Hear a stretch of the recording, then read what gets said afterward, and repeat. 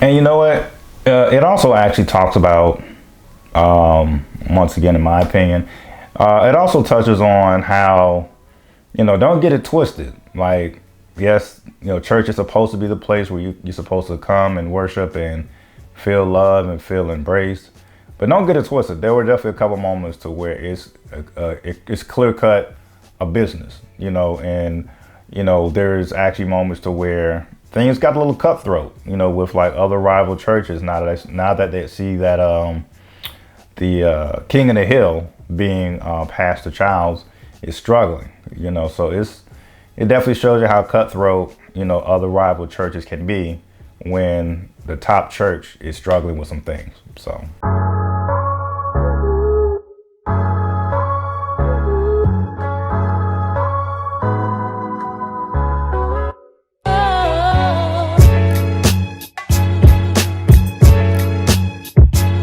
Hey, what's going on, folks? Another episode of Just My Opinion with Ryan, and we're going to talk about Honk for Jesus.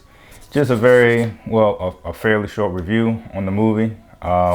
This is executive produced by Jordan Peele and Daniel Kaluuya, and it comes off like a comedy, pardon me, it comes off like a comedy.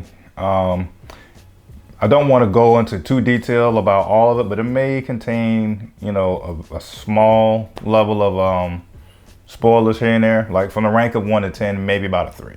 So if you don't want any spoilers at all, you may not want to look at this video. So let's get into it. I thought this was a pretty good movie. I would definitely recommend anyone to watch it. What I liked about it, I'm a sucker for comedies that shoot in that same style, like The Office, which was a very popular show. More recently, like Abbott Elementary. This is shot in that exact same format. Documentary style. Breaking the fourth wall here and there. Independent interviews here and there. If you've seen The Office and Abbott Elementary, you get the idea.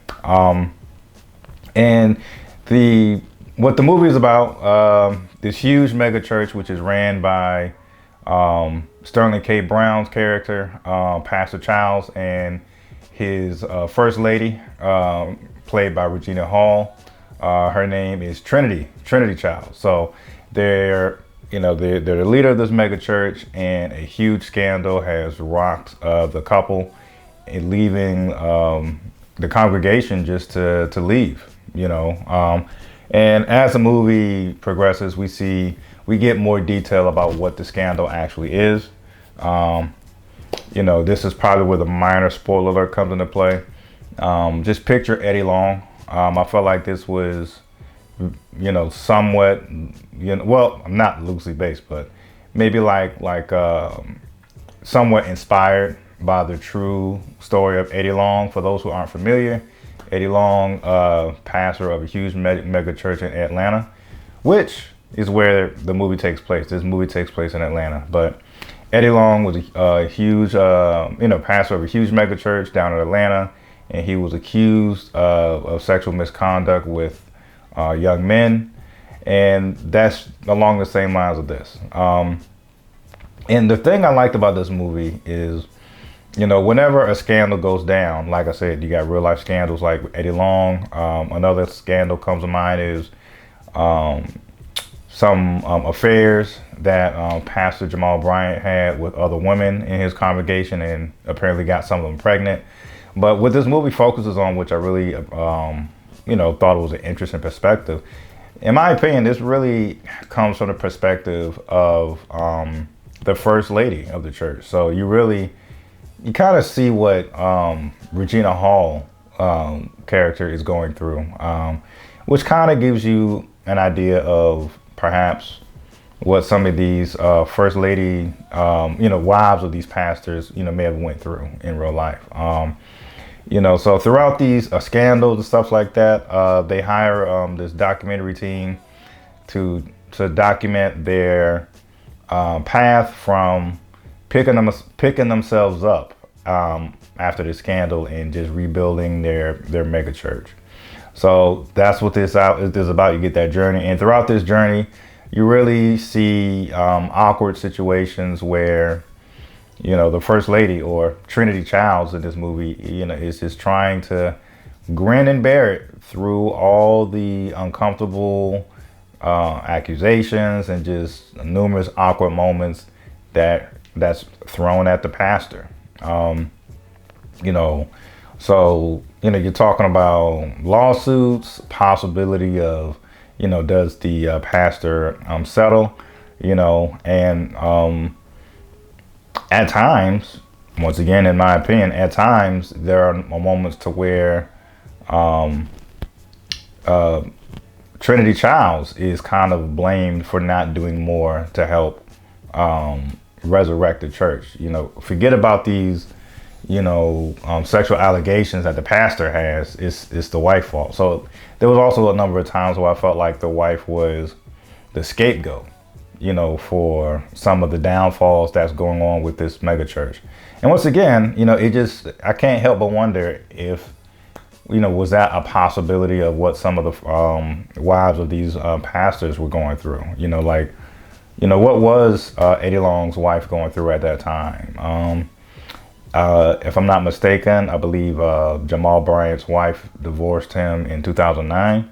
But if I'm not mistaken, you know, when all these affairs and pregnancies from other women came up, what did go through these first ladies of the church's minds? You know, so that's what I really enjoyed about this movie. I highly recommend it. Once again, I don't want to give too many spoilers. I probably gave enough spoilers as is, but I thought this was a great movie. You know, and one last point I will say, I did also enjoy how, you know, it really touched on, once again, in my opinion, it really touched on a lot of issues that come up amongst Black Christian marriages or couples.